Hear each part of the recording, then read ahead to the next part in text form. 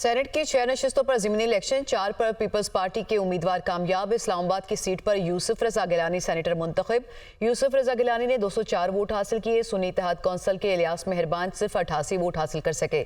سندھ میں سینٹ کی 2 جنرل نشستوں پر پی پی کے امیدوار اسلم ابڑو سیف اللہ دھاریجو بھاری اکثریت سے کامیاب ہوئے۔ اسلم ابڑو نے 57 جبکہ سیف اللہ دھاریجو نے 58 ووٹ حاصل کیے۔ سنی اتحاد کونسل کی شازیہ سہیل اور نذیر اللہ کو 4 ووٹ ملے۔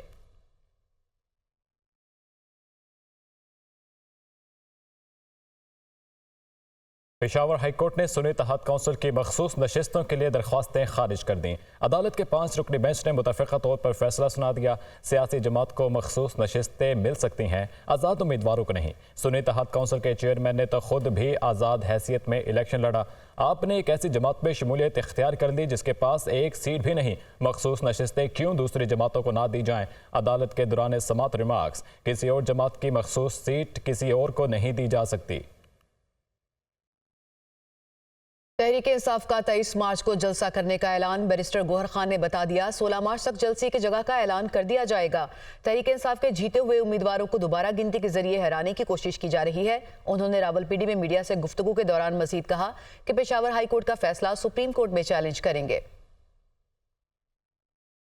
23 مارچ کو پاکستان تحریک انصاف جلسہ منعقد کرے گی۔ ہم الیکشن کمیشن سے ایک مطالبہ کر رہے ہیں فارمل، جتنے کینڈیڈیٹ ہمارے جیت چکے ہیں، ہم تو حکومت کے جیت کو جیت نہیں مانتے، کیونکہ یہ سارے وہ رزلٹ ہے جو 9 فروری کو آئے تھے، لیکن اس کے باوجود ایک سازش شروع ہو چکی ہے جس کے بیس پہ پاکستان تحریک انصاف کے بیٹ کینڈیڈیٹ جو جیت چکے ہیں، جو آ چکے ہیں، جن کے نوٹیفیکیشن پہلے سے ہو چکی ہے، ان کینڈیڈیٹ کو ریکاؤنٹنگ کے ذریعے سے ان کے جیت کو شکست میں تبدیل کرنے کی کوشش کی جا رہی ہے۔ آج جو reserve seat related Peshawar high court کا ڈیسیجن آ چکا ہے اور اس کو انشاءاللہ تعالی ہم بہت جلد سپریم کورٹ میں چیلنج کریں گے۔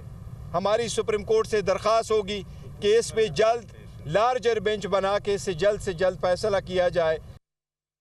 تو ادھر اسلام آباد میں IMF مشن کی وزیر خزانہ محمد اورنگزیب سے ملاقات۔ وزیر خزانہ کا IMF مشن کی پاکستان آمد پر خیر مقدم۔ اعلامیہ کے مطابق وزیر خزانہ کا اقتصادی ترقی و استحکام کے اصلاحاتی ایجنڈے پر کام کرنے کے عزم کا اظہار۔ مشن کے ساتھ مجموعی معاشی انڈیکیٹرز، مالیاتی استحکام پر حکومتی کوششوں پر بات چیت ہوئی۔ ادارہ جاتی اصلاحات، توانائی کے شعبے اور حکومتی اداروں کی گورننس پر تبادلہ خیال۔ وزیر خزانہ کا IMF کی مسلسل حمایت پر اظہار تشکر۔ وزیر خزانہ نے دوسرے جائزے کے دوران نتیجہ خیز ملاقاتوں کی امید ظاہر کی۔ وزیر اعظم کی زیر صدارت ملکی معیشت کی ترقی کے لیے 5 سالہ معاشی روڈ میپ پر اعلیٰ سطح کا جائزہ اجلاس ہوا۔ مہنگائی میں کمی، غربت کی تخفیف اور روزگار کی فراہمی کا روڈ میپ کا حصہ رہے اور معیشت کے مختلف شعبوں کے تمام سٹیک ہولڈر سے پلان پر عمل درآمد کے لیے مشاورت کی جائے، یہ وزیر اعظم کی جانب سے کہا گیا۔ ملکی معیشت کے استحکام اور ترقی کے لیے منصوبوں پر عمل درآمد یقینی بنایا جائے، یہ کہا گیا وزیر اعظم شہباز شریف کی جانب سے۔ وزیر اعظم نے چیئرمین ارسا کی تقرری کا نوٹیفیکیشن واپس لے لیا۔ وزیر اعظم آفس نے چیئرمین ارسا کی تقرری کا نوٹیفیکیشن واپس لینے کا حکم نامہ جاری کر دیا۔ وزیر اعظم نے ظفر محمود کو چیئرمین ارسا تعینات کیا تھا۔ وزیر اعلیٰ سندھ مراد علی شاہ نے چیئرمین ارسا کی تعیناتی پر تحفظات کا اظہار کیا تھا۔ چنگ میں سرکاری آٹا لوٹنے کے معاملے پر پیش رفت ہوئی ہے کہ اصغر پٹواری کی مدیت میں مقدمہ درج کر لیا گیا ہے اور نامعلوم افراد نے 36 آٹے کے تھیلے چھینے تھے۔ پولیس کی جانب سے یہ بتایا گیا ہے۔